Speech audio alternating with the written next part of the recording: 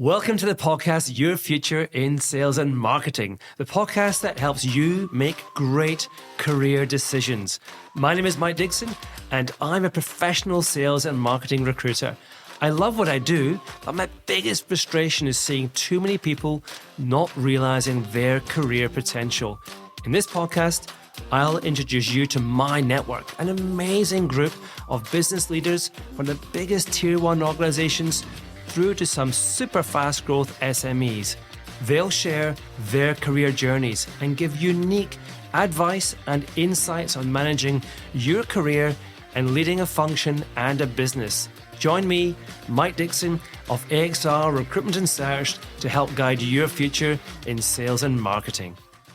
Well, hello and welcome to the podcast, Your Future in Sales and Marketing, with me, Mike Dickson, Director of AXR Recruitment and Search. Now, our purpose at AXR is to equip you with everything you need to make a great career decision, to get the most out of your career journey.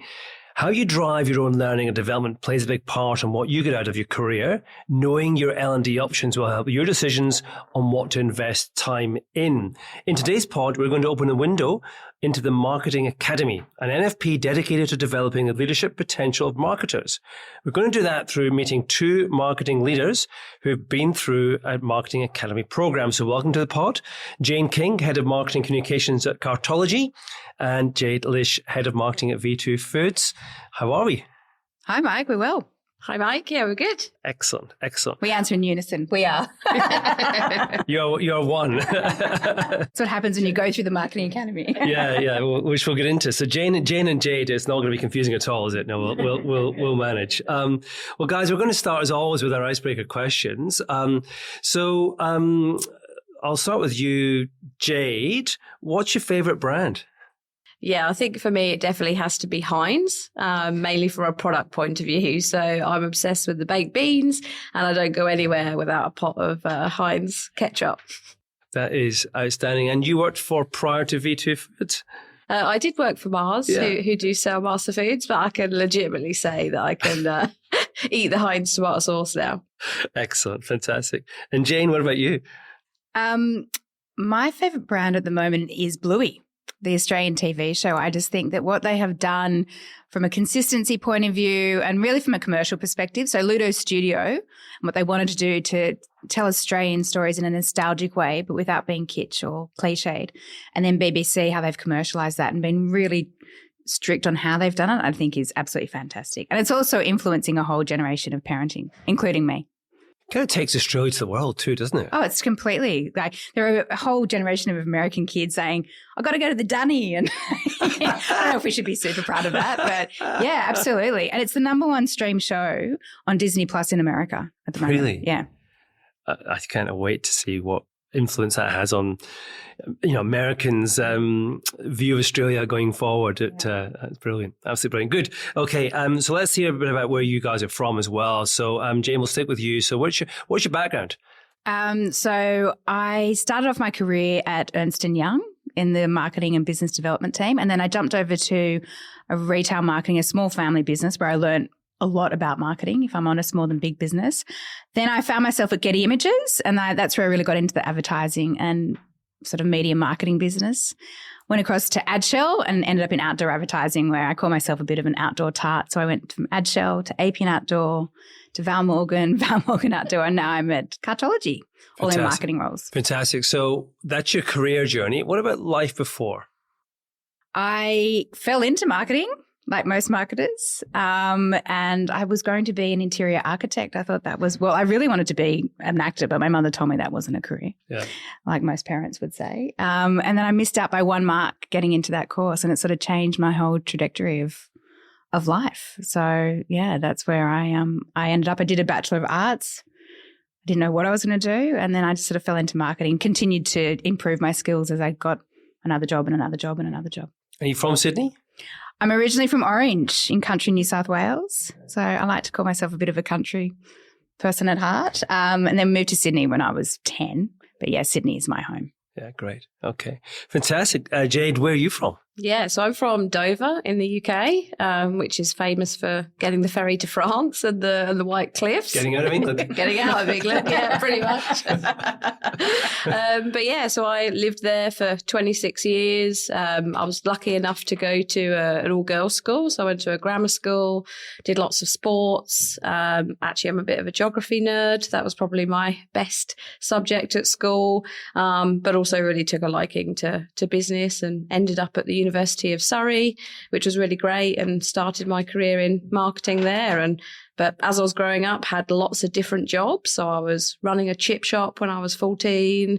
I've been a dinner lady. I've been a waitress. I've worked in retail, and I've been a lifeguard. So I did a lot in my early teens before I even started my career. Yeah. And marketing for you, so you chose it you did a commerce degree or a marketing degree? I did a business degree. Business degree, right. And how did marketing come to be for you then? So marketing was actually my worst module at university in my essay scores, very interestingly. But we have a sandwich year where you have an industrial placement in the UK, and I applied across a few roles, across a few companies, and I ended up getting a role at Mattel where you did 6 months in marketing and 6 months in sales. And I just loved the marketing side so much, and that was me. I stayed in that space. Great. And now you're head of marketing for V2 Foods. Now, Jane's already given us her snapshot career. So let's kind of, from Mattel to V2 Foods, let's hear it. Great. So I just spent a year at Mattel because that was the industrial placement. And then I joined Johnson & Johnson. So I spent 4 years working on their professional marketing side. So GPs, healthcare, doing a lot in that space. And then I worked on their digestive healthcare portfolio, which was all shits and giggles. When you're talking about diarrhea a lot, it's pretty fun. And then I moved over here. So I worked for another pharmaceutical company, Sanofi. And then I moved into food. So I became a garlic bread expert for 2 years at Goodman Fielder. And then I took some time out. So I went traveling for 8 months around South America and learned Spanish, and then came back here and worked for Perrigo, who are another global pharmaceutical company, and then found myself at Mars for 3 years, working on Ben's Original and Dolmio. And now I'm at V2 Food. Brilliant. Okay. Whistle stop tour of 2 impressive careers here, guys. Brilliant. So let's kind of look at that, because every career is a mixture of things. It's but it's never a series of moves that just come off perfectly. It's a whole number of things. But is there a lucky break that each of you have had that you thought, gosh, that really helped me out? Yeah, I think probably getting into outdoor advertising, that industry. I had a job at Adshell as the marketing manager for Australia and New Zealand. And that place honestly was like utopia. And it was, I'd never worked somewhere where the culture was so fantastic that people just really loved being at work. Not Utopia, the television series. No. Not that Utopia. Thank goodness. No, really, it was a dream, really a dream organisation. But through that, I met a lot of people in the industry. But I'd say the biggest break, I got a tap on the shoulder from one of my former bosses, a woman called Janine Wood, who said, do you want to come and work for me over at APN Outdoor? And she really believed in my ability beyond marketing. And I think that she actually was like pushing me into that. Leadership had always sort of been something that I came quite naturally to me and I was very interested in, but she really pushed me to go further with that and challenge my business acumen and belief that I could go sort of broader if I wanted to with my career. And she was the one who was like, you have to apply for the Marketing Academy. She didn't tell me about it, but she was like, you are doing this. So I absolutely have to say that. And that then changed the rest of my career. Brilliant. So Jane, you got the, I guess the lucky break. Jade, what about you? Did you have one that got away, a kind of a move or an opportunity that you reflect back on and think, maybe I wonder what would have happened if I'd taken that job or made that move that I didn't at the time? Yeah, I do have one. When I was traveling around South America, I'd left my job here to go and do that and was making a choice at the time whether to come back to Australia or actually move elsewhere. I was offered a job with Booking.com in Amsterdam, which I chose not to take and chose to come back to Australia in the end to finish getting my citizenship and doing all of that admin down here before looking for jobs overseas again. And I often reflect back and think, wow, I would have been alone working in a travel industry that I absolutely love, and COVID would have hit 8 months later. So I often wonder what could have happened and where I would be now. I had a thought on that, is that mine was way earlier in my career, but I love movies. I mentioned I wanted to be an actress, and I was offered a role, and I was a marketing coordinator at Universal Pictures as a marketing coordinator, and it was $5,000 less than what I was getting, which was pretty much nothing anyway. And I was like, oh, I can't take $5,000 less. No, sorry. I'll have to stay in my other job. And I think, gosh, where would that have taken me? Mind you, sliding doors moment. I met my husband at work, all those kind of things. So you have to think what was meant to be. But I do think about that job a lot. It's funny how early on in career, money is actually acutely important because you don't have much. And it influences the decision way more than it should. Yeah. Particularly later in career when it doesn't matter as much. Exactly. And you have the sliding doors moments, but hey, all worked out well. But looking forward a little bit now, is it the same for both of you? Like full steam ahead, want to be the best CMO I can be, or have you got different career goals longer term? I think we have different career goals. Yeah. So I don't know, personally, I maybe 10 years ago thought I'd want to get into a CEO or MD role. I had a baby later in life, and so coming back to work after that was quite interesting, which just changed my focus a bit. So definitely CMO or top of the marketing or department within an organisation. But I think for me personally, maybe getting into board roles in the, using my marketing expertise rather than going to CEO for. So I've had a bit of a shift. Yeah, there's a good podcast we did on that exact move with Cheryl Heyman. But 2 years ago, I'll put the podcast number in the show notes, guys. So because I think it's it's very different the leadership team to the board. And Cheryl talks about the differences and how to practically make that step. And it's a fantastic, one of the best pods we've done in terms of being instructive. So I'll for those listeners, we'll put that in the show notes. You can hear it. Jade, what about you? Yeah, so I wouldn't say no to a CMO role, but I think for me, I do really want to go to CEO. I'm someone who has a big drive for responsibility and kind of delivery and having that accountability. So, I want to go general management, operational roles, and then eventually into CEO role. I want to get to the top of the tree. And your decision making so far in your career, is that designed with that goal? Has it always been designed with that goal in mind, in terms of gathering different experiences to try to prepare yourself for that journey? Yes, I would say I really crystallized this probably through the Marketing Academy experience last year. So I'm quite a recent scholar. So I attended last year's, and that's where I really crystallized that. But I think in my observation, it's been a lot easier to climb the ladder through marketing and then explore projects within your current role that broaden you out of the marketing space than it has necessarily to move across to other functions like sales or supply or operations. I've personally found that, I've lost out to a couple of those opportunities that I've tried to go for, and whether that's through technical gaps or leadership gaps in those instances. But when I've put myself forward for the next level in marketing, it's always seemed to happen. So, I think that's the difference. Great. Now, I want to talk about the Marketing Academy now, guys. So what I said up front on the pod, it's what it is, a not-for-profit designed to help marketing leaders become the best leader they can be. But from your own individual perspectives, when did you first hear about the Marketing Academy, and then one of you decide who wants to give me the definition of actually what is the Marketing Academy? I might go first only because I did the scholarship in 2017, so I did it a while ago. I was looking for opportunities, as I mentioned, when I was in my role at APN Outdoor. Do I get a mentor? Do I get a career coach? I just wasn't quite sure. And I reached out to a friend of mine, Tim Kirby, who at the time was the MD of Naked. And we had lunch and he said, oh, don't you know about the Marketing Academy? And I said, oh, I've read about it. He said, I did it last year. And he said, it's amazing. You should absolutely put yourself forward for it. I'll introduce you to Oscar Trimboli, who's the head of all the coaches. And we had a coffee and I was like, oh my God, this is for me. So it was that, all about leadership, all about, investing in your marketing skills, how you become a better person as well. So that was where I was first hooked. Great. And Jade, how did you first learn about it? Yeah, I didn't hear about it until I was actually nominated by my marketing director, Bronwyn Powell, from Mars at the time.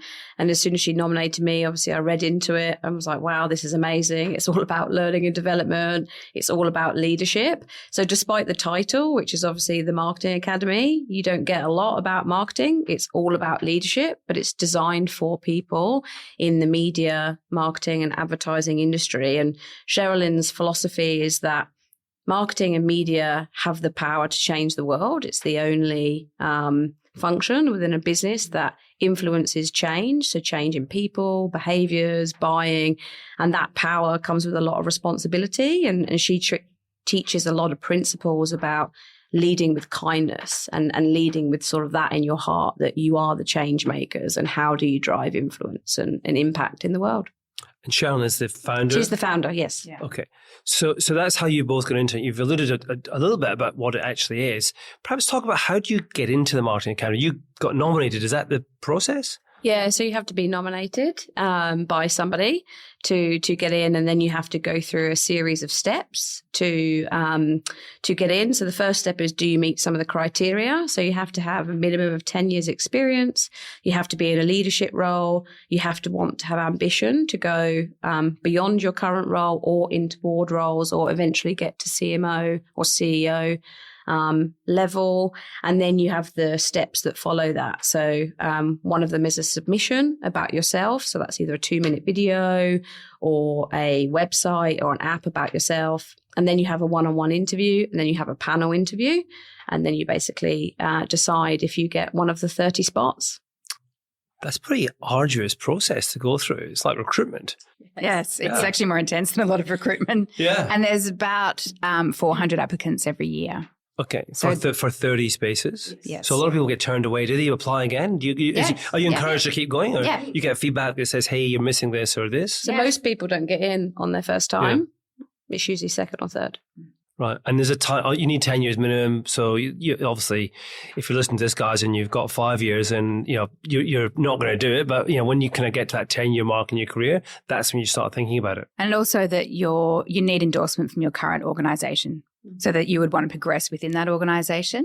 It obviously opens up your eyes to other opportunities, and you will often see a year later there might be a bit of a shift in focus, either of actual career or organisation after you've been through the program. But as long as you've been in the role, that you're committed to both getting ahead and that you also want to give back to the community.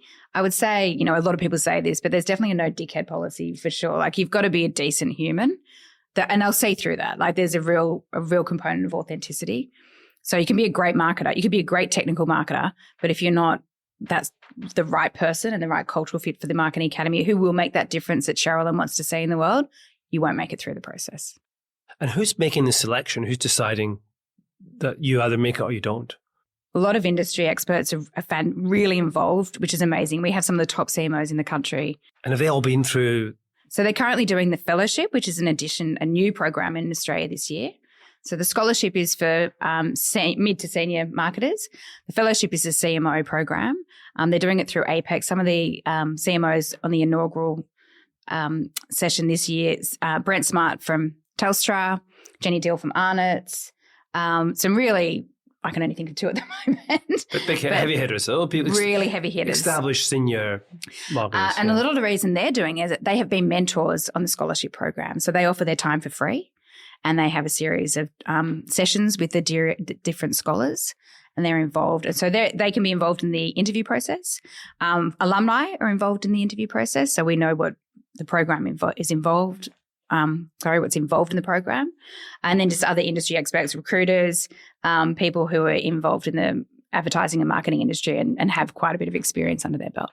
But some of them act as judges in the interview process, but they actually haven't been through the Marketing Academy themselves. Yeah. Okay, so you create some diversity as well through that, diversity of opinion. And what's the time commitment if you're, I guess going through the process, to become a scholar, is it take a year? Is it 6 months? How many? The whole program? Yeah. It's 9 months. 9 months. And how many hours of time would you commit to that? you start with, it depends how long your submission takes. That's a joke, but the submission can actually take quite a bit of time. And then the interview process.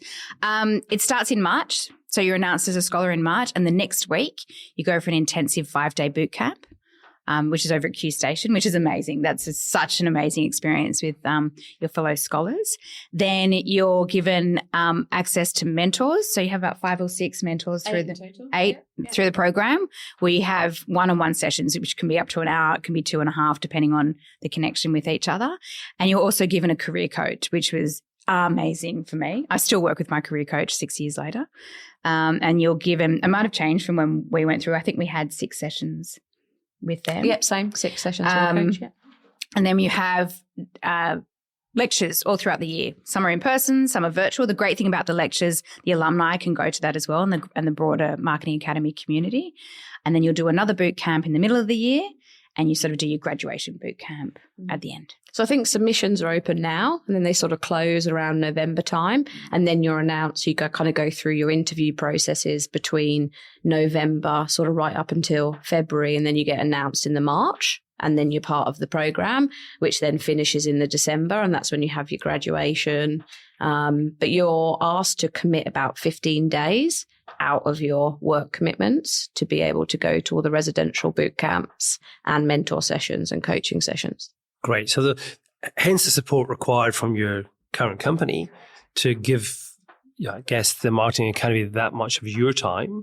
And there's also a commitment and investment in terms of boot camps and all that stuff as well. Where does that come from? Does your company pay for that, or? I think it's an individual decision. Some organisations support that. They will pay for it. Some people pay for themselves. Right. Oh, okay.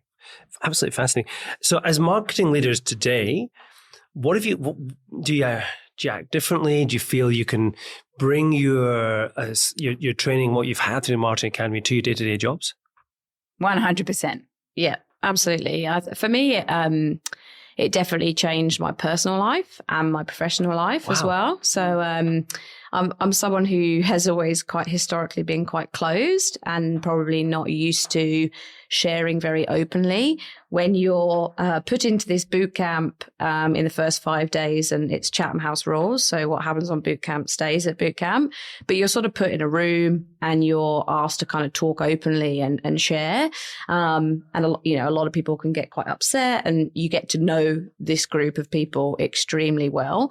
By the end of the process, I think that there's another session where you kind of all stood there and you write letters to yourself throughout the process. And everyone was reading these letters. And I don't think I've ever cried so much in my life, because I'm hearing everybody's commitments that they're making to their future, and they're reading it out. And you know so much about all of these individuals that you can't quite but help feel very connected to these people. So you get a really amazing supportive network, but it also teaches you that it's okay to be open and vulnerable in the workplace, and that to talk about that a lot more often with your team and really check in. So for me, it really opened up my empathy side that I was probably lacking a little bit in the workplace, that, I thought I had to be really strong and tough all the time, and, had to show up every day and put 110% in, but it's actually okay to have good and bad days. And then some of the practical tips and training that you'd get from speakers. So we must have heard from about over 100 speakers in the year process, and just some of those tips. For example, Oscar Trimboli, his biggest one for me was communication starts with listening, and it's really shaped and changed the way that I have a conversation and the way that I engage with someone. And I went back to the business and basically took that training back into the business and gave it to everybody else, so that we can all be on the same level when it comes to some of those tips. Fantastic. Really, really interesting. And you're both involved with the Marketing Academy still. That's an ongoing commitment. How does that work? How does the alumni process kind of keep you connected?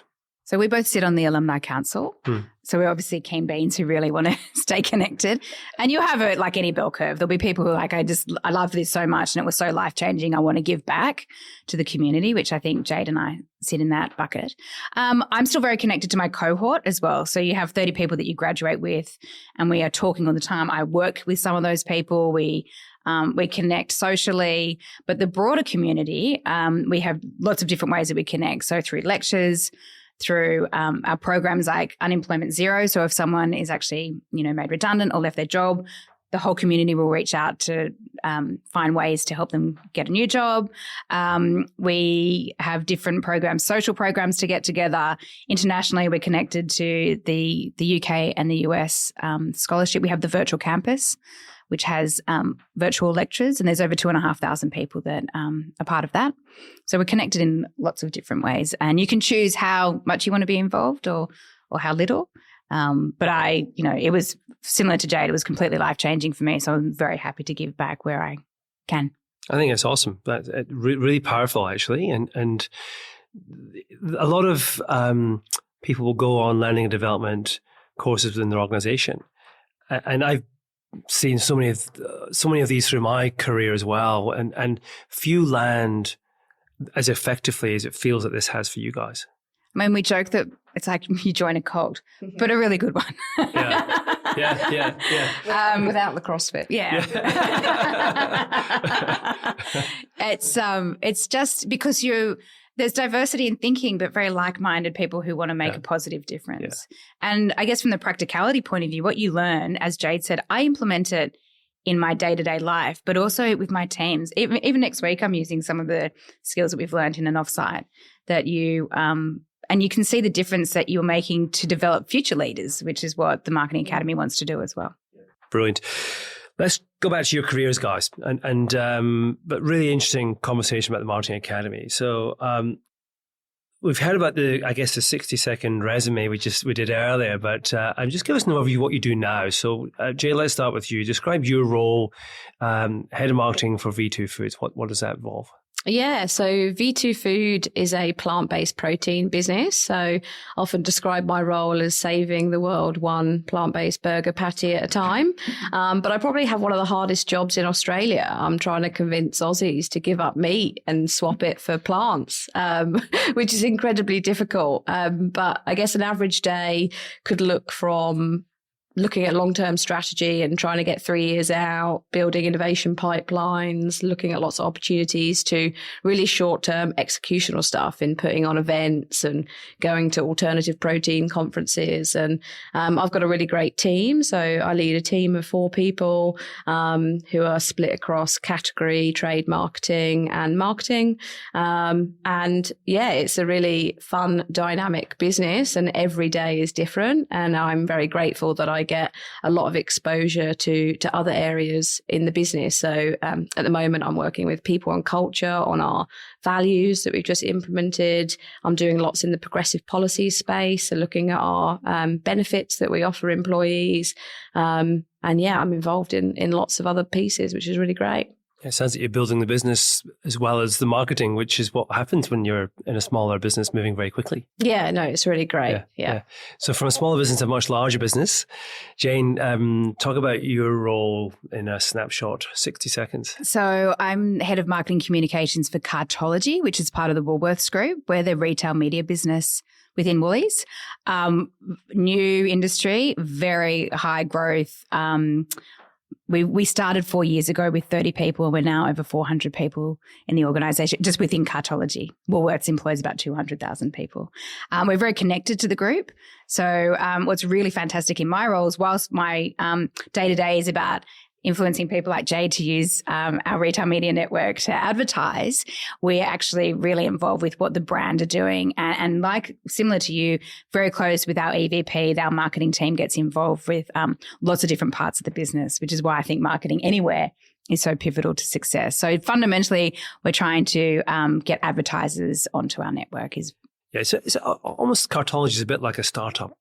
Within a big company, isn't it, really? Yeah, and it has the pains of a startup as well. So it's been amazing hyper growth. Mike Dickson, who's our MD, has a lot of outdoor advertising experience and has been great at leading the business through lots of different acquisitions and learnings and growth. And it's just a super interesting industry to work in because it's new, and what comes with it is quite fascinating. And being in the Woolworths ecosystem is really interesting. Quite mind-blowing. It's quite complex, but really interesting. Yeah, I met Mike. He's a good friend of my business partner. Oh, right, great. Yeah, Mike's been around. Small world. It is. It's a small world. Cool. getting, I guess, your perspective, because you've worked in different types of organizations, guys, and your career paths are very different, which is awesome, and coming together through the Marketing Academy. But I want to just kind of use, I guess, the time we have to talk about your perspective of marketing as well. Do you think it's the same in each organization in terms of purpose? Yeah, I think it depends on the business. So I've worked in many businesses where it's a sales-led organization, or if it's an operationally led business, or whether it is a marketing-led business. I think the best in case marketing-led business that I've worked for would be Johnson & Johnson. They really do lead from the consumer centric piece, and they're really guided by their credo, which clearly calls that out, which is their statement where they have, consumer listed and lots of their stakeholders. So I've really seen it from that regard, but I've also worked for very sales-led organizations as well. And is that kind of, I guess, the role the marketing plays influenced by purpose of the business, but also maybe the CEO, the kind of just the culture that's been set from the top? Because I want to come on to talk about this in terms of the role marketing plays in leadership as well, but I often think that probably plays a big part, is what the CEO thinks of marketing. Yeah, I think it can come from top down, but also it depends on what the mission or the vision of the business is and where they want to go, and kind of the strategic direction. And I think you have visible signs in terms of sometimes where marketing is or isn't more important. And I often look to how many they've got in their overheads as a first start. How many people do you actually have sitting in each team to try and see where the focus is in the business? And Jane, from your perspective, if Jade's saying, J&J is probably where she's worked, the marketing has been the most influential in the organization. Looking more broadly, do you think there's a business out there that just gets marketing? It's fantastically marketing run. I think that any brand that, from a reputation point of view and financially they're performing, marketing has to be at the center of that, because that's what they're, as Jade said, they're at the coalface of what the customer is doing. And so they're understanding what's happening with the customer, and therefore they're delivering what the customer needs and wants. And I know I'm sort of not giving you a brand as such, because there's all the typical brands that you could list off to say, well, Apple or Aesop, we were talking about before, of the Australian brand. I think it's anything where the brand is reputationally known and also known by consumers day to day and loved by consumers day to day. So I think that not just marketers loving it, that's what, for me, that's where you're doing really well, because your reputation's great, people are loving your brand, and it's showing up in your P&L. If you're a marketer and you're listening to the pod and you're thinking, I don't feel that me or the function I'm a part of is as valued or as influential in the business as it could be, is there something a marketer can do about it? Can they kind of, I guess, change the thought process? Is that too big a question, too hard to do? I did Mark Ritson's mini MBA in brand management, and he said, you want to get marketing on the map? He said, you talk numbers and you say, this is the results this marketing campaign is actually going to deliver to you, right. CEO, CFO, whatever. And I think that's actually fundamentally true. And we should be measuring everything we do anyway. So, we joke about it, but we don't like it when people call us the colouring in department, because we're way more than that. Yeah. And marketing really fuels a lot of business strategy. So putting the proof behind what you're doing will fundamentally shift any naysayers in the business, because you're actually saying, well, here are the results and this is what we're doing for the organisation. Yeah. And I guess, from your perspective, Jade, if you're, say, for example, a more junior marketer, and you're hearing this advice thinking, right, okay, it's numbers. I guess a junior marketer can still do that as well. They can still actually measure the impact of what they're trying to measure, the impact of what they're doing, and actually build a case to reposition the purpose of their role within a function if they're feeling undervalued. Yeah, I had this personal experience when I was an assistant brand manager and a graduate at Johnson & Johnson, and I actually had this perception that I wasn't very good at math, because my GCSE teacher told me I wasn't very good at numbers. And I would go into work and say to my boss, I really want to understand the P&L. I really want to understand the number side. Can you give me projects or assignments to do that. And we would actually go through dummy exercises where I'd be working on a brand and I would build business cases for growth. And one of them actually turned into a real opportunity. So through some of the work, I got an investment to invest in a brand that hadn't been invested in for 15 years, just through some of these business case modeling scenarios. And that was a really great outcome. So once I realized I could do that, that was it. It was numbers from here on out for me. So I totally agree with you. I'm all about the ROI. I'm all about show me the data, and I'm all about making best friends with the CFO. I think that's the way to get the seat at the table. But also do great work. Do great creative work, and it will actually get shit done. Get shit done, and people will notice it. I'm actually amazed. Brad Banducci's our group CEO. He's a very busy man, and he'll often swing past your desk and have a look if you're creating a video or you're editing something, and be really interested because he's proud of the work that we do across the multiple organisations within Woolworths. So, do great work, but know your numbers, and then you've got the proof. Great. Talking about marketing and CEOs and leadership, it's a really interesting area. I've addressed this a couple of times in podcasts in the past, but I really want to get your guys' views on this. So do you think enough marketers do become CEOs, or is there a bit of a gap there? Yeah, there's definitely a huge gap. So when you look at marketing as a function, there's about 70% of those who are female. When you look at those who attend a board, it's about 1 in 4 that go and attend those board meetings. And then when you're looking at the CEO progression, if you look at today's numbers, 7 out of 10 are men who are in CEO positions. And usually the pipeline roles, the pipeline fill is a COO or a CFO. And therefore, I don't think marketers are really getting to the table or being able to get into that CEO position because CMO isn't traditionally looked as the pipeline role. It's starting to change, but it's not quite there. Good stats. Just like any good marketer, have your numbers. It's definitely a passionate area of mine. But they do say for kind of females to catch up, to get to equality in the CEO space, it's going to take 50 years. Wow. So I'm going to be in my 80s by that time that happens. So I need to get there before then. He just stepped down at age 92. So got a good 20 Let's hope, yeah. I think you might get it a bit faster, Jade.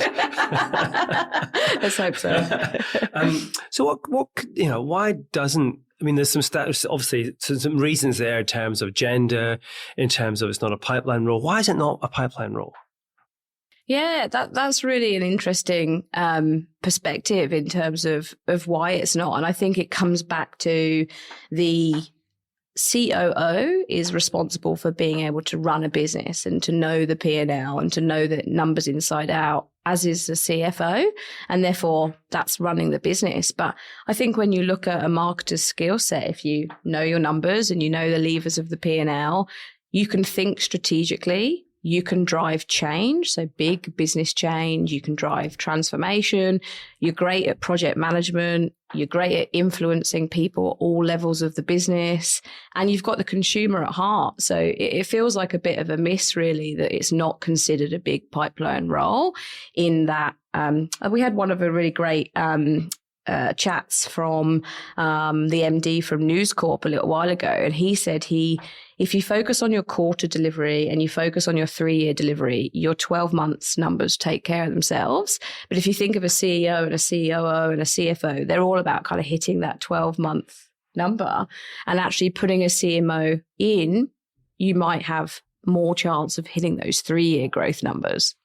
Yeah, but it's tough if some ELTs, most marketers will sit on an ELT, but very few sit on a board. So it's a voice of the consumer, is that long-term perspectives actually being met, or is it just all about that, shareholder value, share price of the moment, versus hitting your numbers, and you just get in this short-term cycle. It's really interesting. But because I think marketers will bring that to an ELT or to a board. Certainly, I think they can bring a different perspective. I'm trying to think in terms of, are there role models out there? Are there marketers we can look to and think, yeah, they've made the board. There's some good ones out there. I I can think of, or even CEO. I can think of Belinda Driscoll, who's CEO of Kimberly-Clark, who's CMO of Johnson & Johnson, CMO of Johnson & Johnson before. So there are a few out there. But who are the role models? Who do you guys look to? I mean, I don't mind where a CEO has come from if I think they're a great leader. But there are a lot of CMOs that I follow, very carefully in the industry to see what they're doing. The ones that we've mentioned before, I mean, I think Brent Smart he was one of the first people that lectured us in the Marketing Academy. He'd just come back from New York. So we were all a little bit starstruck by Brent when he walked in. I love him. I think Mel Hopkins, who's gone from Optus to Seven, she's such a human marketer, and I think she really brings a different approach, which I really admire. So I love seeing what she's doing. Our CMO at Woolies, Andrew Hicks, is a really fantastic technical marketer, and he's absolutely shifted the brand. So yeah, there's quite a few CMOs that I just like to keep an eye on. Yeah, and I think one for me is Nikki Sparshot. So she's at Unilever, and she's had a marketing background and, got to CEO and has now gone on to do change transformation. I think she's a really great operator as well. When we had the pleasure of meeting her at the boot camp on a panel, and she was talking a lot about sustainability and people, and, she was very people focused and, got the B Corp certification. Yeah, she was just really great. Great, good. I want to finish up with a bit of career advice and talking to our listeners and in terms of giving them the benefit of your experience. What should they be trying to lock in now from a skill set point of view to really future-proof the role, the way that marketing is going over the next, say, 5-year window? The things that you're going to be thinking as a marketer, I need to get this experience down, Pat. I think any time frame, 10 years ago, it was all about disruption. This year, it's all about AI. I think the biggest thing is a lifelong learner. You just have to continually be educating yourself of and that can be short courses, it can be getting to conferences, it can be networking but continually educating yourself on what's happening in the market. Again, Brent Smart, he actually said you should be spending 5 to 10% of your day just reading about what's happening in the industry. And he's like, that at a minimum, that's what you should be doing. And people don't make that time. I'm too busy. But keeping abreast of what's happening from a trends point of view, and I think continually learning and educating yourself and in courses that want to get you to that next, how do I want to be living my life in 5 years' time? That's where I think and it could be anything. And I think it's really dependent on where you're going in your actual career, what your organization's doing. And also legislation. Keep abreast of what's actually happening from a government point of view. There's a lot of things that will affect us in the advertising industry that we need to be across. It's probably one of the fastest developing professions. It doesn't stand still. Whereas other roles, and we will see this is a sales and marketing pod, and I think sales has evolved a lot over the years in terms of perspective and impact, but marketing just never stands still. It's always changing. Yeah. So that lifelong, if you haven't got that, then you're not going to be in marketing very effectively for that long then. No. Yeah. Cool. And what about from a career management perspective? There's always the right time and the wrong time to leave a business, and maybe one I'll ask this for you, Jade. When do you know it's time to change it up and to get into a new business, different journey, in terms of achieving the goals you want to achieve? Yeah, I think if you wake up and you're just not enjoying the job that you're in, I think that's a good enough reason to go and say, I'm going to try something else. But I think if you're very clear on your long-term career goals and the current company doesn't have the right opportunities or just isn't best placed, a lot can be very flat structured, or there's not a lot of roles to go after or to have. I think those are great options too. From a marketing point of view, you talked about it's always moving, it's always changing. I think there's an element of it's really great to provide fresh perspective, and doing 1 or 2 brand cycles would be really great. And then you kind of open the door for someone else to come in and give fresh perspective and take the brand to its next level. I don't think we should shy away from that if you want a career in marketing and how you get different experiences across different industries and be open to that. Yeah, agreed. Okay, final question, guys. I'm going to ask this question to both of you. So we'll start with you, Jane. So what's the best piece of advice you'd give to help future marketing leaders get the most out of their careers? Couple of things. The lifelong learning, whatever that is at your career stage, have an advocate within your organization. So a person that you admire, that you think can help you, and then building out your network. So I think that your network has to be really strong in this industry. As you said, it's very small, but can also be very helpful. It's a bit of advice that I got one of my first days at Ernst & Young. The people that you pass on the way up are the same people you pass on the way back down. So treat everyone with kindness and equality. That's really good. Love that. Jade, I don't know if you can beat that, but what would you I think to build on that.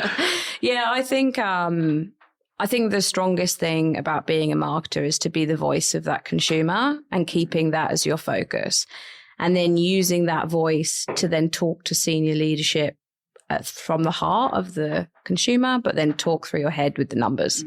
And so you're able to talk about both of those to the senior leaders. And I think we talked about it earlier, just get shit done and just make it happen and deliver the results. Just to add to that, like the customer just has to be at the heart of everything you do as a marketer.